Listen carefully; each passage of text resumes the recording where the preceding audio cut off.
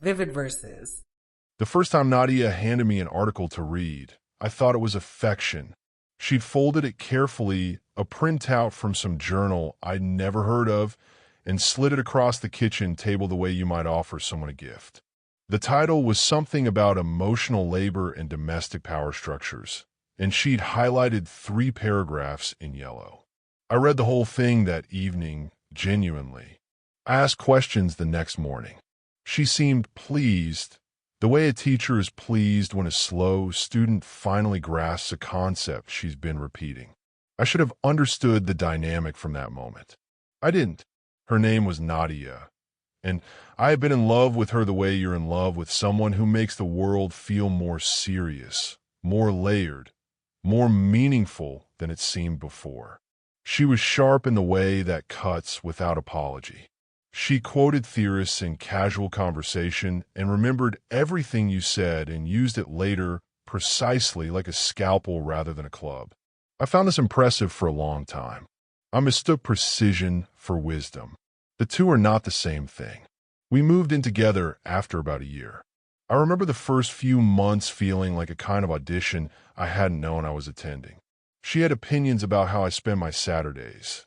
Not suggestions exactly, but framings. My football afternoons with friends were, in her analysis, a form of retreat into uncritical homosocial bonding that reinforced avoidance behaviors. She didn't say don't go. She said it in a way that meant the same thing, but left her hands clean. I went less. Then I stopped going. My woodworking. I'd built shelves, small furniture, spent Sunday mornings in the garage with sawdust on my forearms and something close to peace in my chest, became, in her framework, a compensatory masculinity ritual, a way of performing competence to offset insecurities I apparently hadn't examined properly. She lent me a book about it. I read the book. The book was not about woodworking. The tools sat in the garage. What she offered in exchange was a particular kind of closeness that felt like elevation. We talked for hours, genuinely about ideas and systems and the hidden architecture of how people behaved. She was brilliant at that. I don't revise that assessment even now. The problem was that brilliance, in her hands, had a direction. It was always pointed at me. By year 2, I had developed a habit of preemptive self-analysis. Before I expressed an opinion, some quiet background process would scan it for vulnerabilities, for the angle from which it could be reframed as a symptom of something I hadn't worked through. I became careful in the way that animals are careful in environments where the rules keep changing. She noticed, of course. She was perceptive. She said it made her sad that I was so defended. I almost laughed at that. I swallowed it. Year 3, her friend Camille came to stay for a long weekend. Camille was warm in the uncomplicated way that some people are warm, interested in you without agenda, laughing at things because they were funny rather than because laughter could be discussed later as a social mechanism. She asked me about the shelves in the living room, the ones I'd built years earlier, and I told her about the wood and the joinery and the Saturday mornings, and I watched something cross Nadia's face. Not jealousy exactly. Something more like irritation at a system producing an unexpected output. That night, after Camille was asleep, Nadia told me it concerned her how much I lit up talking about something so retreative. I didn't say anything. I was measuring things by then. Not consciously, not yet. But some part of me had begun keeping accounts. Year 4 was the year I stopped trying to pass. I don't know how else to describe it. There had been a sustained effort, genuine and extended, to become the version of myself she found acceptable, to read the things she assigned, attend the workshops she identified, interrogate the reflexes she flagged as unexamined. I had done this earnestly. I had sat in circles of people nodding at frameworks and tried to locate myself in the maps they offered. Some of it was interesting. Some of it was true. A lot of it was a mirror that had been pre-tilted to show you a particular reflection. What shifted in year 4 wasn't anger. I want to be clear about that. There was no incident, No explosion, no moment when I flipped the table or said something I couldn't take back. What shifted was something quieter and more permanent. I simply stopped believing the premise. The premise that I was a problem to be solved. The premise that my enjoyment of ordinary things was a symptom of unresolved dysfunction. The premise that her discomfort with who I was amounted to evidence that who I was needed changing. I stopped believing it the way you stop believing in something you once found compelling. Not with drama, but with a kind of tired, clear-eyed recognition that you've been working very hard in the wrong direction. I didn't tell her. I just started making quiet adjustments. I called my friend Kofi, who I hadn't properly spoken to in 2 years. We met for lunch. It lasted 3 hours. I laughed, genuinely and without calculation, 6 or 7 times. I didn't analyze the laughter afterward. I bought a new plane for the garage. A good one. I ran my thumb along the iron and felt something settle in my chest. I started declining the workshops. Scheduling conflicts, I said. She noted the pattern after the third one. I told her I'd reflected on it and felt I'd gotten what I needed from that particular process. She looked at me for a long moment, the way she looked at things she was trying to categorize. You've become very comfortable with your blind spots, she said. Maybe, I said. Or maybe some of what you're calling blind spots are just things we see differently. She didn't like that. Nadia operated from an epistemological framework in which disagreement was always a symptom of something: defensiveness, conditioning, avoidance. The possibility that I might simply disagree from a considered position as an equal was not a variable her system easily accommodated. That conversation lasted 2 hours. I stayed calm throughout. Not the careful, preemptive calm of someone managing their exposure, but an actual calm. The kind that comes from no longer needing to win. I was mapping exits by then. Not consciously still, or maybe consciously but quietly. I started paying attention to which parts of my life existed entirely within her framework and which had roots elsewhere. I started watering the roots elsewhere. I told her I was done in the spring. Not during a fight. We weren't fighting. We'd had dinner, something she'd cooked, a recipe from a cooking newsletter she liked, and we'd talked about a documentary she'd watched, and it had been fine, the kind of fine that is actually the end of something, though neither of you has named it yet. I told her after we'd cleared the dishes. She was standing at the counter, and I was standing near the door to the hallway, and I said it plainly, that I'd thought about it carefully, that I respected what we'd been to each other, and that I didn't think we should continue. She went still, the kind of still that is actually a great deal of activity happening on the interior. Where is this coming from? She said. It's been coming for a while, I said. I've been honest with myself about it. I wanted to be honest with you. You've been honest with yourself, she repeated, and there was something in her tone, a faint incredulity, as though the concept of me conducting reliable self-analysis was inherently implausible. I noticed it. I didn't comment on it. She moved through several registers over the next hour. First was the analytical. She wanted to understand the structure of my dissatisfaction, to map it, to identify which frameworks I'd applied. I told her I hadn't applied frameworks. I just paid attention to what I felt and what I wanted and what kind of life I could see in front of me. That's extremely reductive, she said. It might be, I said. It's still what I think. Then came something more pointed. She said I was afraid of being known. That intimacy had always frightened me, and this was simply the most sophisticated avoidance behavior I'd yet produced. She said it with genuine certainty, the certainty of someone who has studied the territory and feels confident in her map. I let her finish. Then I said, I understand why that framework makes sense from where you're standing. I don't think it's accurate. I've been very known in this relationship, Nadia. I just haven't always been liked. Silence. She tried a third register, softer. What would it take, she asked. What would need to change? Nothing, I said. I'm not leaving because you need to change. I'm leaving because this isn't right for me. She didn't believe that. I could see her not believing it, cataloging it as a smokescreen for some deeper dysfunction I declined to examine. That was fine. I didn't need her to believe it. I knew it was true. I moved out within a month. What followed was the simplest 6 months of my adult life. I want to be precise about that word. Simple, not empty, not numb, not the gray flatness that people sometimes describe after the end of a long relationship. I mean simple the way a room is simple when you take out all the furniture that was arranged to compensate for a structural problem. You see the actual room, the actual proportions, the way the light comes through the window in the morning. I moved into a flat that was smaller than the one we'd shared, and I set up the spare room as a workshop. Nothing elaborate, a bench, decent lighting, the tools I'd accumulated and stopped using.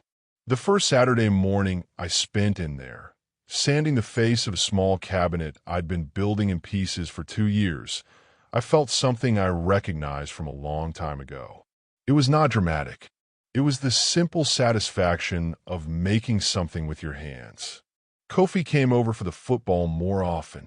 We'd watch the match and talk about nothing in particular. The football, work in general terms, a film one of us had seen, a story from somewhere.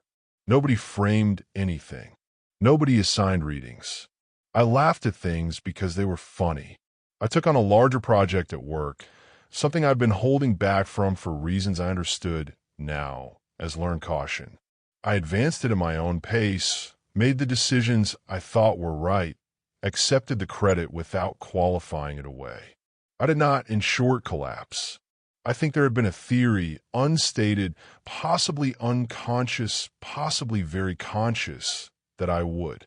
That without her ideological scaffolding, I would revert to some unexamined default state, some defensive and unreflective version of myself who would blunder through the world, making all the errors she'd spent years cataloging. I think she had perhaps believed this herself. It wasn't malicious exactly.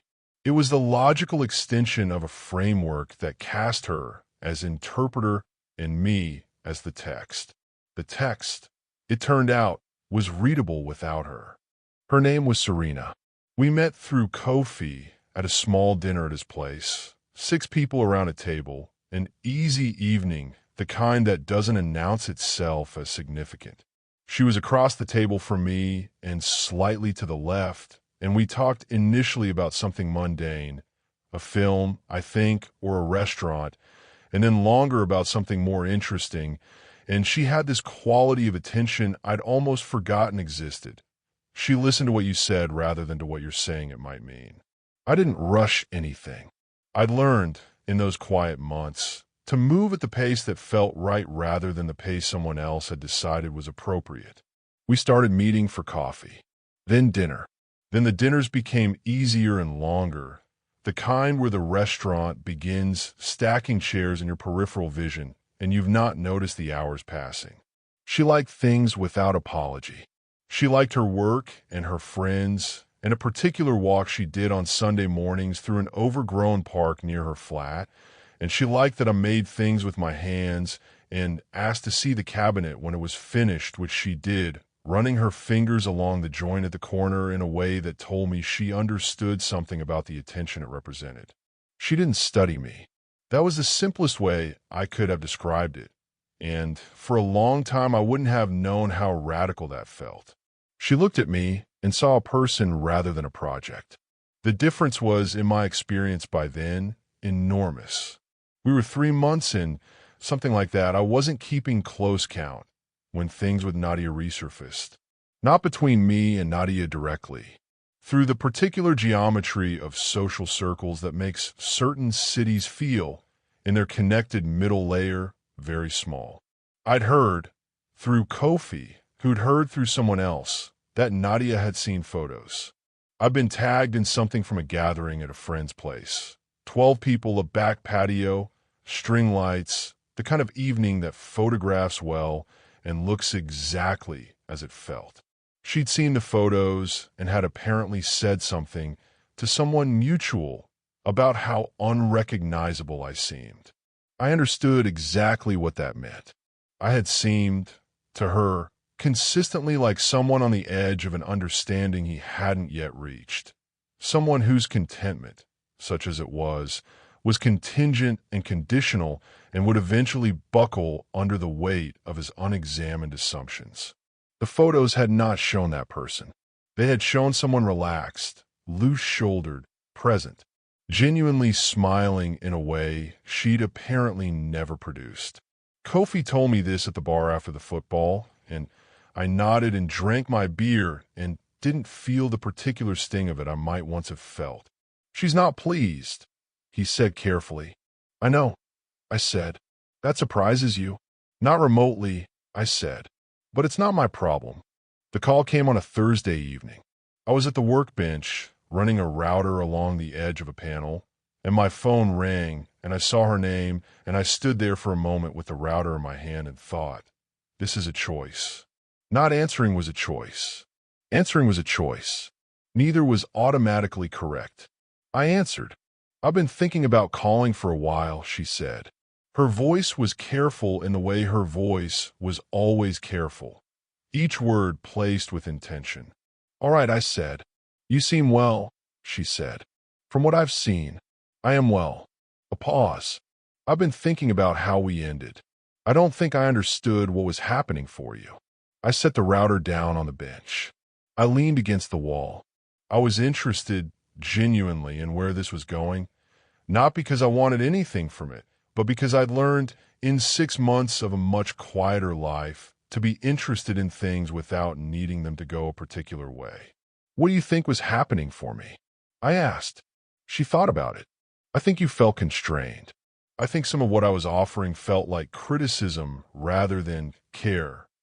"It often was criticism," I said without heat. "I don't think that a retrospective reframing. In the moment, it was usually presented as correction. Correction isn't the word I'd use. I know, you'd use development or examination, but the experience of being on the receiving end wasn't distinguishable, most of the time, from being told I was wrong." A longer pause. "I think I was genuinely trying to help." "I believe you," I said, and I meant it. "I don't think you were performing care.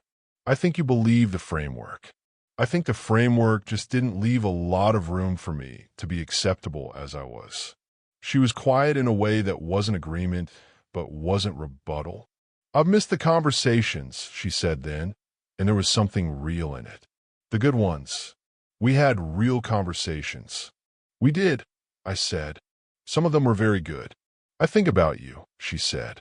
And then, more carefully, "I wonder if we were too hasty." And there it was. I've been waiting for it.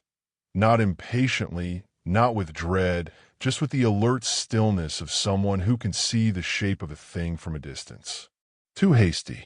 As though the decision had been mutual and spontaneous rather than the product of 4 years of slow reckoning I'd done entirely alone. "I wasn't hasty," I said. "I've been thinking about it for a long time." "I know you think that.